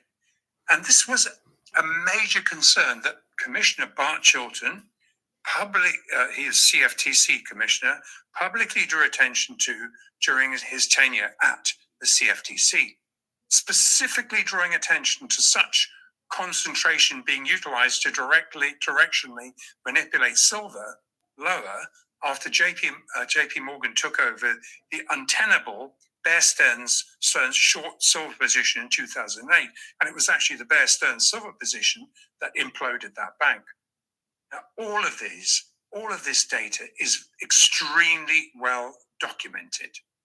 Now, I'm recording this episode on Wednesday for release tomorrow, and you can see we're trying to get these things out as quick as possible. As a recent example, let's look at yesterday's COMEX-driven footprints. Now, drilling down into yesterday's full session, end of ceasefire, bearish skew, all session long it had been bearish right from the opening through the AM and then the PM fix. Right on cue, we evidenced a perfect example of a bad actor employing a directional position concentration ahead of the COT cutoff, which was down here. Undoubtedly, this was officially sanctioned as it was just too obvious. But let's just pick up this one bar here. Basically, this is what we're picking up on. To illustrate that the tweet-driven action is 100% COMEX-driven, the timing of 23,000 contracts, 106 tons of gold futures open interest was flash dumped directly after the fix and clearly designed to get the worst price. And essentially what they were doing was chart painting a bearish skew and undoubtedly related to Friday's yet to be published COT cutoff, which won't be published. So these guys are shorting it and they short it and they short it. And what's wrong with this picture? Why is this allowed? It's clearly not reality. This is not supply and demand. This is not free market. This is a bunch of bullshit. This is a controlled fixed price, which is totally illegal. Why is this allowed to go on? Who the fuck is in charge of this? Trump? Is this George Soros? I mean, who's behind this that they can't make it a real market? Hey, let's do a physical market and we keep all this option shit out of it. So this is one thing is good about this is we realize it's not gold and silver going down because nobody's interested or people are selling. This is options, people selling the options to lower the price. So is silver really, what do we got? Gold 47.18, silver 70, well, actually went to 76. is that's nowhere near the real price. In a physical market, you would never have it drop unless there was no demand. And right now you've got demand going through the roof because everybody is printing their dollars to death. And the US has to print every month. Nobody wants to buy their treasuries, $40 trillion debt. Yeah, the dollar has no value. So wake up to that. Your only lifeboats are gold and silver. So why the fuck would the price be going down? And the only real logical conclusion is you can buy it cheaper. Some of this is to get out of the options. Some of this is margin call, but most of this is I want to buy gold and silver cheaper. Well, fuck, you could have bought it at 2,000. You could have bought silver at 25. Well, you're fucking around now at 76. Let it go to the market. So this is my screaming is why isn't a free market price of physical gold and silver? Why are we using this bullshit? And then we're sitting there and then they think this is the price. Oh, I want to go sell my ounce of gold. Well, it's 47.18 times 97%. That's what we're going to pay you. But that's not the price, 47.18. How we don't have a physical price just blows my mind. All right, where are we at here? All right, the sudden sell-off. Until Friday, and then we'll see what the action entailed. But this flash discount did not go unnoticed. This is ludicrous to see this kind of volume of being actually sold into in a flash sale to get the worst price. In the most illiquid, waiting till the fix was done and it was illiquid. As I say, it didn't go unnoticed, simultaneously evidencing very strong Shanghai spot gold physical premiums into this sell-off. And looking at the 4-hour charts, we can better see in a less granular form the commercials exposed to upcoming T+1 physical market delivery obligations. We're hedging this exposure into the 4683.20, the 38250. This is the retracement fiber. Everyone looks at this. Now, undoubtedly taking the long side of a rapidly dwindling number of freshly sucked in momentum shorts, which is exactly what happened as soon as we see a sell-off. And par for the course, what do you see happening again today? Wait for the PM fix and then literally start selling into illiquid conditions. Now, clearly, this is paper versus physical, and the physical market is simply taking it. Similarly, silver evidenced a concurrent flash sold, literally here, 1,000 tons of paper market, literally 1,000 tons, also seeking to chart paint the commercial cutoff, which they did by the time it got down to here. And then, of course, the momentums continue to try and sell it. So essentially, it was designed to draw in these sellers, which will provide the commercials fuel to short cover into. And while this was going on, while this selling was going on, essentially what we saw was concurrently an unwavering $10.58 Shanghai premium plus VAT. And we're talking about $10.58 in silver here. We're underpriced versus underpriced. This is the May contract, the May silver contract. Now, first of all, the Shanghai is bullshit because they're looking at COMEX. Shanghai should be $500 higher. All right, let's see where we're at. 11.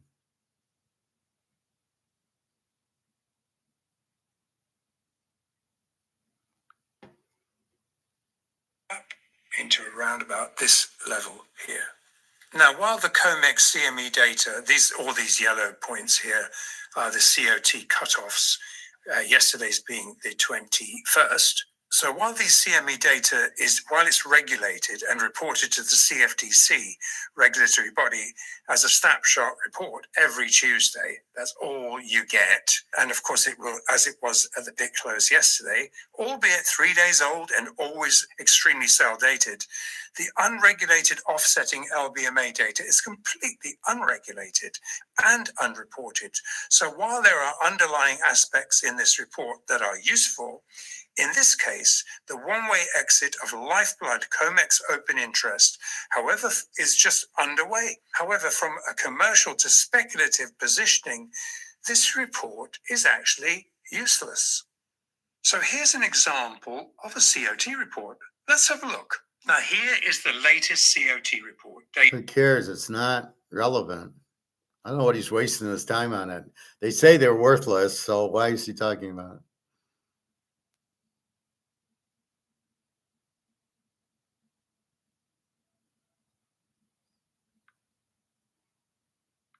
Driven 100% by underlying physical gold demand, this rally $700 higher price, despite the fact that we've got a similar plus or minus $100 Brent oil price as we saw here. So essentially, we've kind of pointed this out last time, but it's between $700 and $800 higher based on the same oil price. Really gives you an idea that these mechanical correlations are being taken advantage of in the physical markets. And this was a race into dollars, with gold acting as the perfect liquid asset to be able to suddenly create those dollars.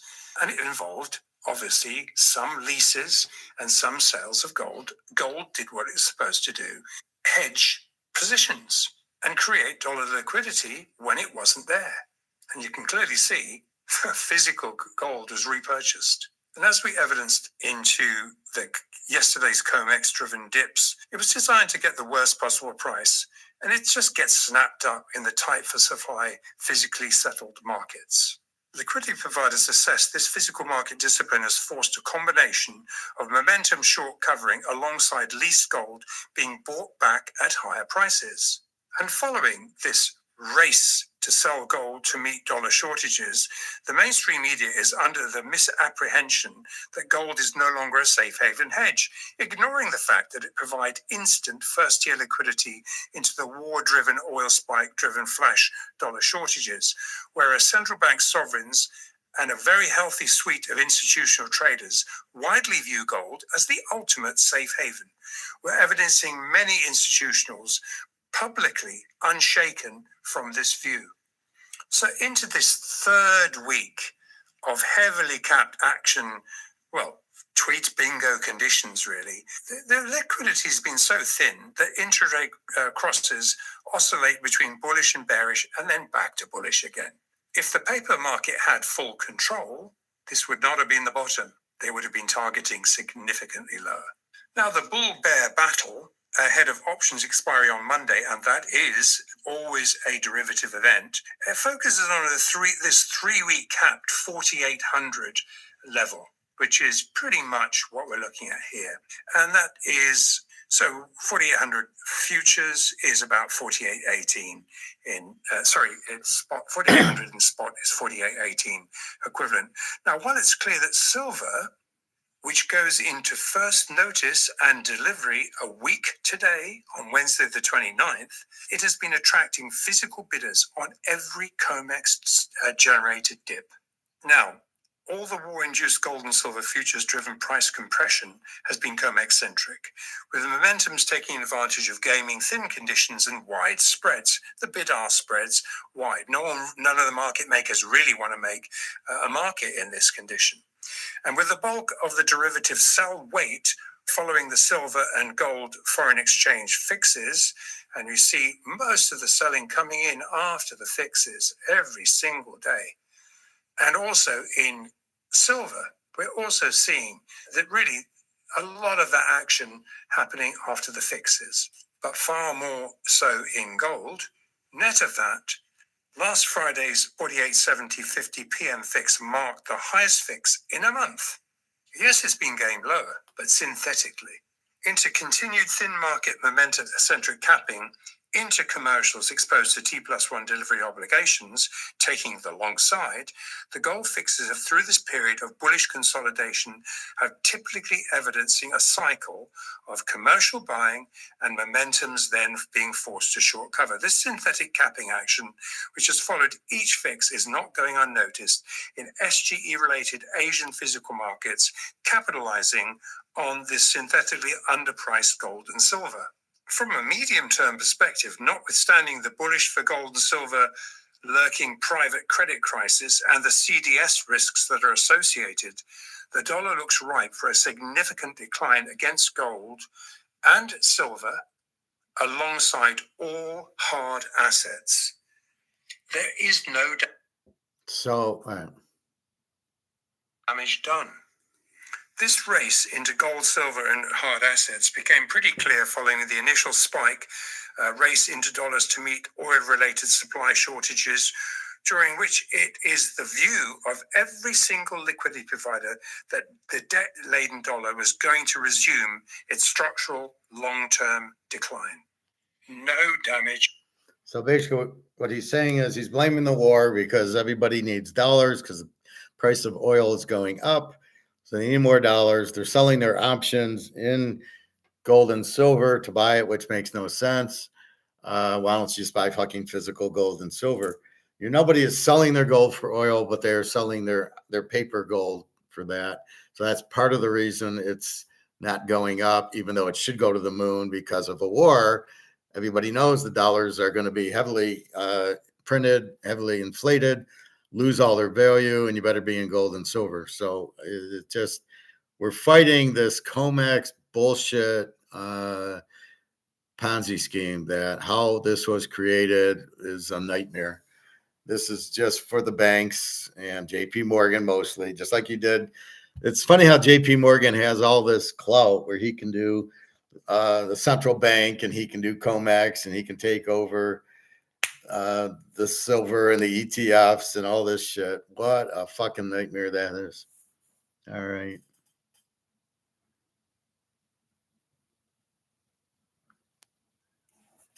And the last little bit. Michael selling into the higher petrodollar was being lead into by an aggregation of physical buyers. Ultimately, they have to buy these naked shorts back. Now, also, an increasing number of African central banks are withholding gold exports. Now, Uganda just joined Kenya, Nigeria, and the Congo, moving to back their respective currencies with domestically produced gold. There's news reports of it on the wires this week, providing them collateralized liquidity inside a growing number of interconnected SGE vaults, because you can use that gold that is stored inside, and you store it inside the SGE vaults. That's what they are aimed exactly. So this is what I've said. Africa wants the gold standard. BRICS is on the gold standard. So who gives a fuck about the petrodollar? At the end of the day, you're going to want gold, not dollars. And the petrodollar is gone. People are buying oil with yuan. The petrodollar was you could only use the US dollar. And now I assume Saudi Arabia and the Middle East are buying gold with the dollar, not that, which is why Trump's probably at war, because he knows as everybody goes gold, collapse of the US, because we're using monopoly money. So that's, I think, what he's doing. He's losing badly the dollar. It's never been the reserve currency. Gold has always been the reserve currency, and the dollar is gone. And now with Africa going gold and BRICS already on a gold-backed currency in Africa, there's no need for the dollar. Nobody wants the dollar. As demand drops, price goes down to zero. Nobody wants it. You can't sell it. Like I say with my Canadian club, which is over there, if I can't get anybody to buy it, it's not worth anything. If I can't get anybody to buy the dollar, it's not worth anything. Nobody wants it. You can't sell it in treasuries. You can't do anything with it. And that's the other point of it. It's gone. And everybody prefers gold because you can't inflate gold.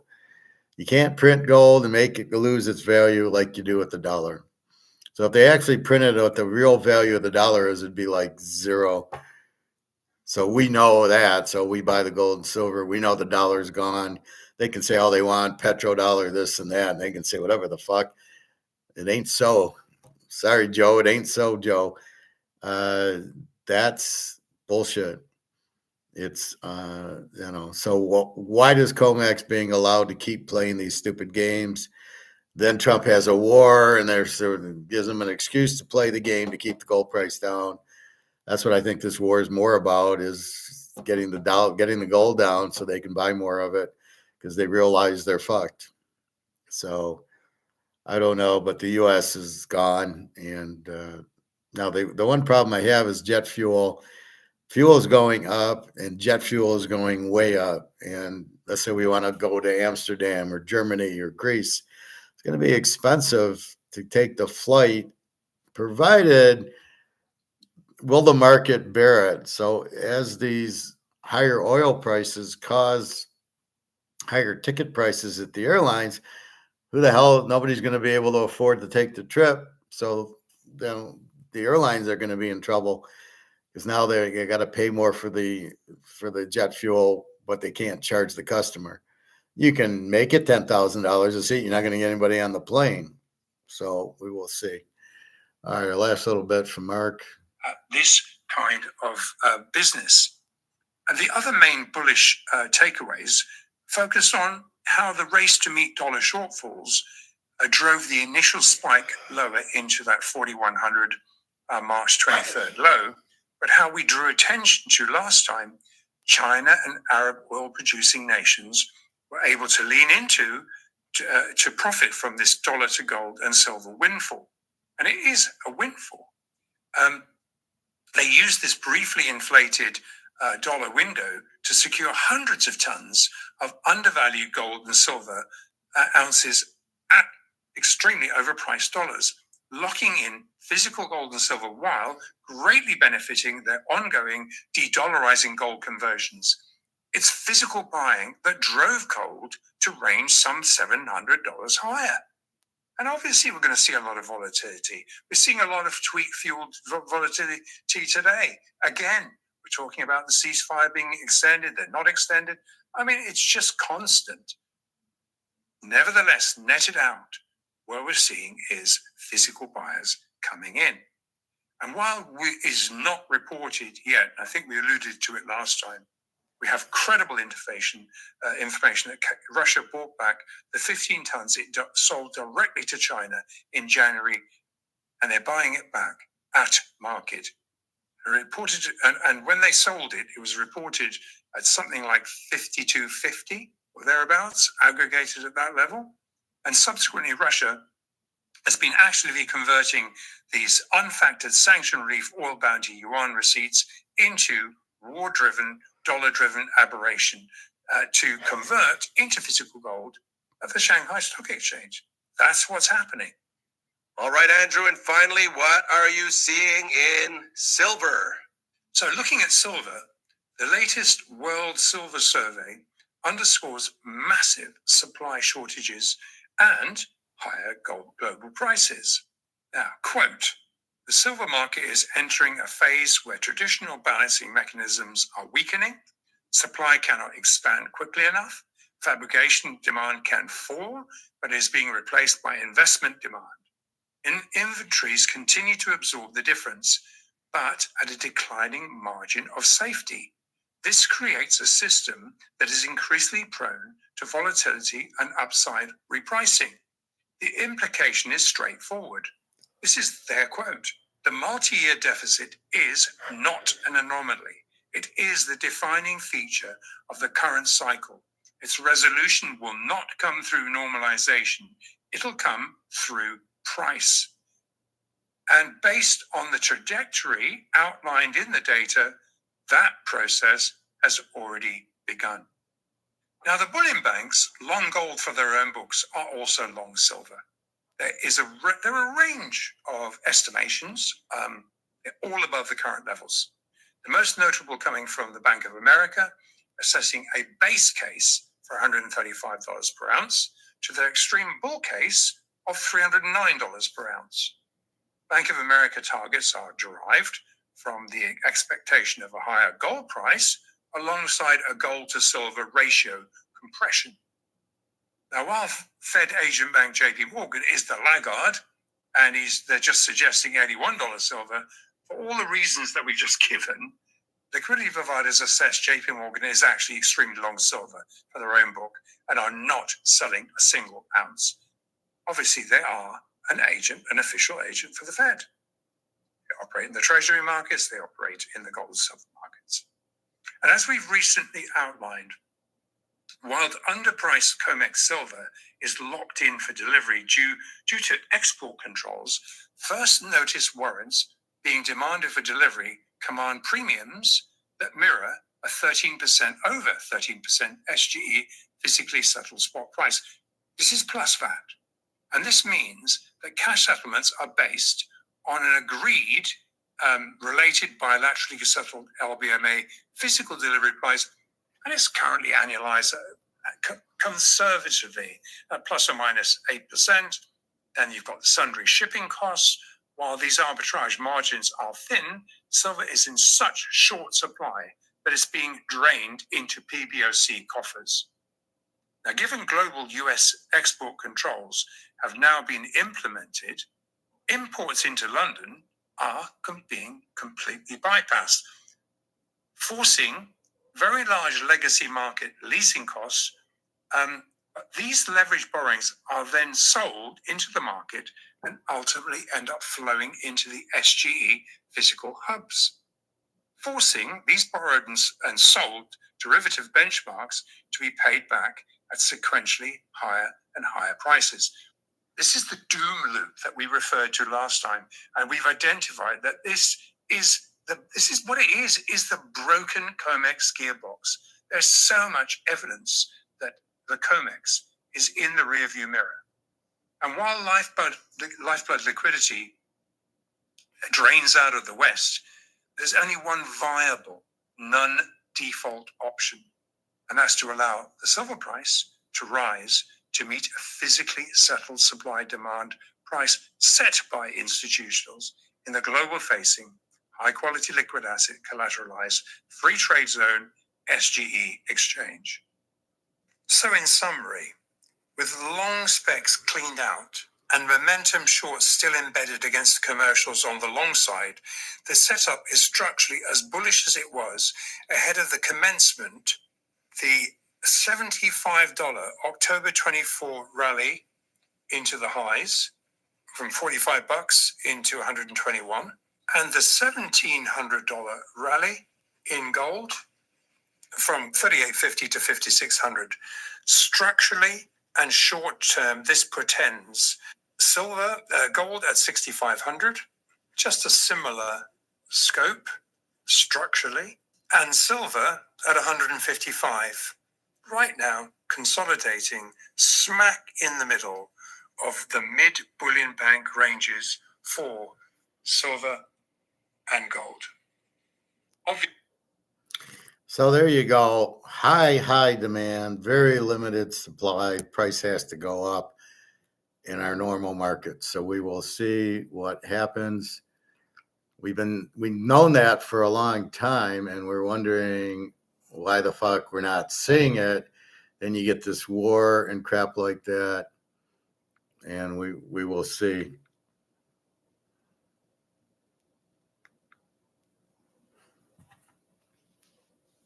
Just a second.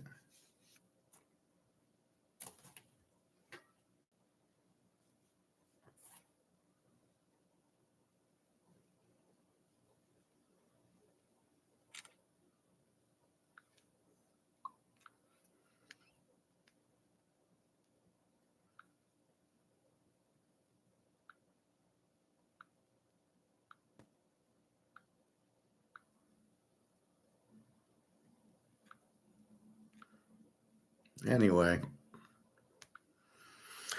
that's Mark McGuire. So we get what's happening, but why it's not happening is the problem. We know there's a limited supply. We know there's high demand. We know there's Shanghai. We know Africa's going gold. We know BRICS has gone gold. yet we still see this bullshit $75 silver and 4,700 gold, which should be 10 times higher by now. So again, we're like, what the fuck? Because we understand if you have something that can't be printed and has a very low supply and a very high demand, why the fuck are we letting BRICS sit there and put 4.4 million tons of paper gold out there versus 200,000 and allow it to keep the price down? Why is this? This is such bullshit. They should be putting these guys in jail. All right. Once again, our basketball for today, we're taking the home teams again. Philly plus 7.5 at home. Houston minus 8.5, half to win. Portland plus 2.5. So Portland and Philly are 1-1, but it's really must win for them. And Houston they can't go down 3-0. And without Luca Brasi, I just don't see. I see Houston winning, getting their win. In baseball, we got Baltimore over 8.5, 2 units. Cleveland under 8, 2 units. The Mets minus 211, 2 units. They're now 1-2 in a row. Atlanta minus 138, 3 units. They are playing Philly on a 9-game losing streak. Kansas City over 8.5, 2 units. Pittsburgh, Paul Skeens going today, minus 118, 3 units. Texas over 8.5, 2 units. Yankees they're on a 7 or 8 game win streak, minus 140, 3 units. And the Cubbies on their 9-game winning streak, a road dog to the Dodgers with a pretty bad pitcher for Dodgers. So we got the Cubs plus 143. We're going 2 units in respect of the Dodgers. So 3-unit game. Atlanta on their streak, Pittsburgh with Skeins, the Yankees on their streak, and the Cubs on their streak. So hopefully that's good. In the NFL draft, it'll be more garbage. Again, they're not understanding. You do not waste your pick on an offensive lineman. It's a meaningless play. Is there really a big difference between the offensive lineman? Are you really going to you blame the offensive line? That's all I heard from the Raider guys. Oh, the offensive line stinks. Is it really that bad? How are these guys on the team then if they're really that bad? So I disagree with that. I disagree that I waste the number 1 or 2 pick on an offensive lineman.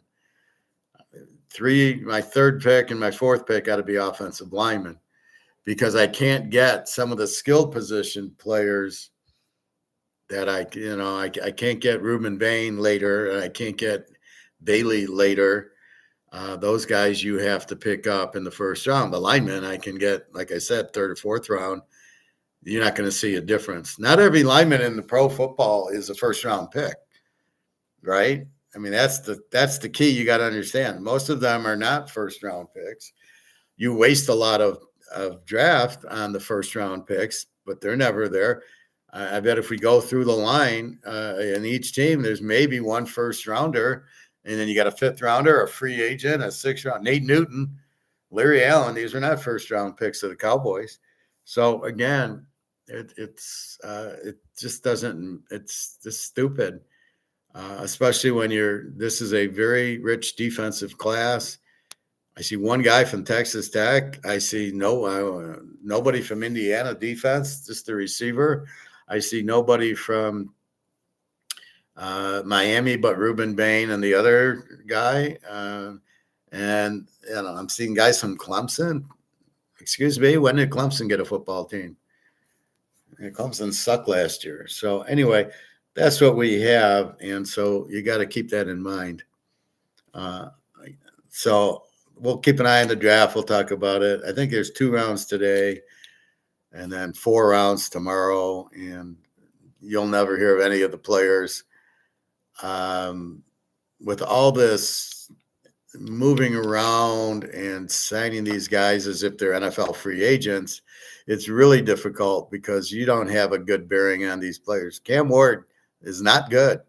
Mendoza is not a first-round pick, yet you pick him there because you think you need a quarterback with the first pick who's not the best player. Well, he won the Heisman. Well, that was a joke. Ruben Bain was the best player, and Bailey was right up there 1B. Those are your best players. Just because it's a quarterback, you don't And then the Rams drafting fucking whatchamacallit? Ty Campbell or whatever his name is. Are you fucking kidding me? What do you the Alabama quarterback wasn't even the best quarterback on his team. He got beat out by Milrose, who stinks. What are you doing wasting the pick, Rams, on Ty Simpson when you got Stenson Benson? I just don't get it. Ty Simpson is terrible. I mean, he's nothing. He's not a good quarterback. If he couldn't do well under the coach, who's a real good offensive coach, who made Penix really good, if you can't do anything with him, what are you drafting him for? In the first round? You don't think that guy would have been around as a free agent? And where's Tagovailoa? What are you fucking kidding me? Unbelievable. The NFL is very strange. And then they wonder why they fire 10 coaches a year and should fire 10 GMs a year for not knowing what the fuck they're doing. But Tagovailoa should have been to the Rams. Then they would have been very happy. But no, they're very stupid. So anyway, keep that in mind. Again, buy as much of this as you possibly can. This is your protection, and this is what makes time travel possible. So again, buy as much of this as you can and don't worry about it. Oh, well, let's not. I don't even want to check the stock market. It's probably up because there's only 2 wars we're in, or 3 wars, and so why would the stock market go down? Because isn't that good for the economy? All the defense contractors are making money, but even though nobody's actually buying the weapons, I love how you have to buy from the defense contractors. Fuck them. How did they get all this power is just ridiculous, and it's very stupid, and we need to blow them up also. We need to blow up all these evil JP Morgans and defense contractors. Get rid of this government, get a new government, get 2 governments so they can compete with each other. As soon as you let go of competition, and Republican and Democrat are not competition, they're all the same. So as soon as you get rid of the competition, as soon as you get rid of the monopoly, everything gets better. So I will leave you with that. Again, analytics and AI do not work. Why you think they work, I don't know. Well, it gets the statistics. You don't need AI and analytics for that. What is it? It doesn't really tell you. It's not clear. Let's go on 4th down on 4th and 1. It's not clear. It doesn't work. And if you miss, you lose. So it's not really helping you out that much. It's making you lose a lot more because it's not implying if you miss. Oh, I should call with, I got Jack 10 of diamonds and, but my pot odds are 5-1 and my odds on doing it are 4-1. So I should call. You're not winning with Jack 10 of diamonds after the flop. What are you kidding me? So anyway, keep that in mind. So we'll watch the draft. Really hot in basketball. I was really excited. I hit all 3 games yesterday because they were ballsy games, picking Atlanta at home and then Minnesota at home. And they killed them. So that was nice. But Denver, see, that's the difference. Denver with the 1-1, they're kind of complacent. They think they're going to win without showing up. We saw that in Boston in game 2. Philadelphia beat the shit out of them. And now, you got to give credit to the home team. So Houston's probably the best bet tonight because they have to win. They're down 2-0 and they have to win. So we'll keep that in mind. Anyway, Pistons, I don't think they'll win their series. Yeah, they did what they were supposed to do in game 2. I don't think they're going to win a game in Orlando. I think they'll go down 3-1. They'll win game 5, and they'll lose game 6. And bye-bye, Blues. Yeah, they did what they had to. They played their backs against the wall game because if they go down 2-0, they get swept. So they did what they had to. And, all these teams have some players. They're not a lot of pro players on the team, but, some of them are decent. Anyway, that's it. So have a good day. Let's check our gold and silver as we leave.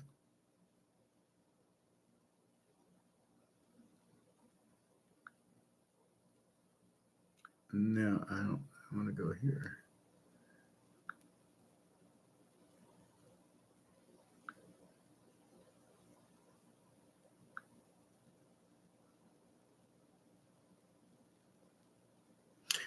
Well, we're hanging in there. 47.20 for gold, 76.51 for silver.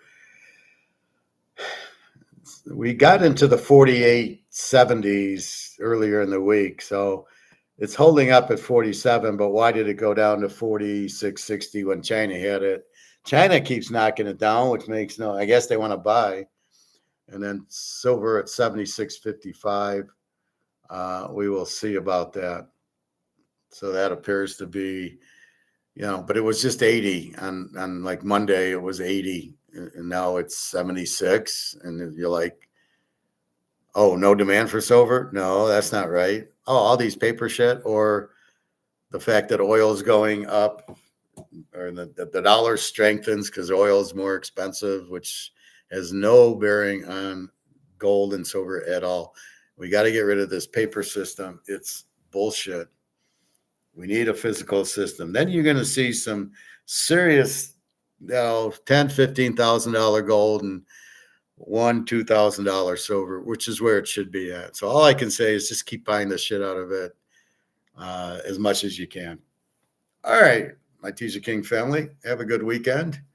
I will see you tomorrow. You got your baseball, you got your basketball, and the draft's pretty pathetic. All these offensive linemen, and really the reason they draft them is they're cheaper. If you sign a quarterback in the first round versus signing the offensive lineman. But I really don't get the Rams with Ty Simpson. I didn't realize they were that stupid. But Stafford ain't going anywhere. And if he does, you're not winning with Ty Simpson. All right. Have a good day, everybody. www.tjking.com. You can get my email if you want to email me. And that's about it. So the wars are still going on. It's all about money. It's all about defense contractors. The U.S. is trying to go broke, and they're doing a good job. And George Soros will benefit when it goes out. He's the one shorting, and he'll make all the money. So we're run by George Soros, the defense contractors. Jesus Christ. It's pathetic. All right. Have a good day, everybody. Take care.